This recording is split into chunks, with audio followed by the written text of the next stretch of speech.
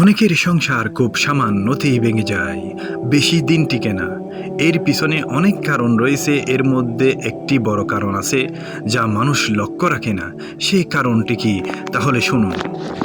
রাসূল সাল্লাল্লাহু আলাইহি ওয়াসাল্লাম বলেছেন, ইবলিস সমুদ্রের পানির উপর তার সিংহাসন স্থাপন করে, অতঃপর মানুষের মধ্যে ফিতনা ফাসাদ সৃষ্টি করার জন্য সেখান থেকে তার বাহিনী চারদিকে ছড়িয়ে দেয়।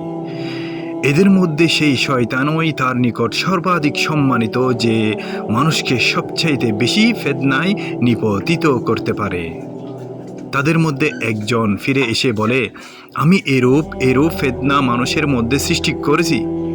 তখন সেই ইবলিস প্রত্যুত্তরে বলে, তুমি কিছুই করনি।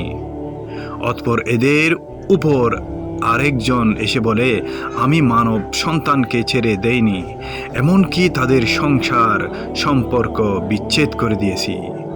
ইবলিস শয়তান এই কথা শুনে তাকে নিকটে বসায় এবং বুকে টেনে নেয়।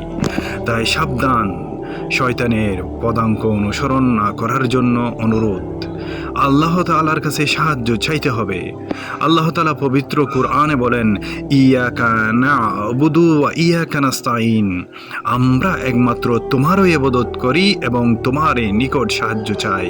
তাই অনেক সংসার খুবই তাড়াতাড়ি ভেঙে যায়। আল্লাহ যেন আমাদের সবাইকে শয়তান থেকে হেফাজত করে।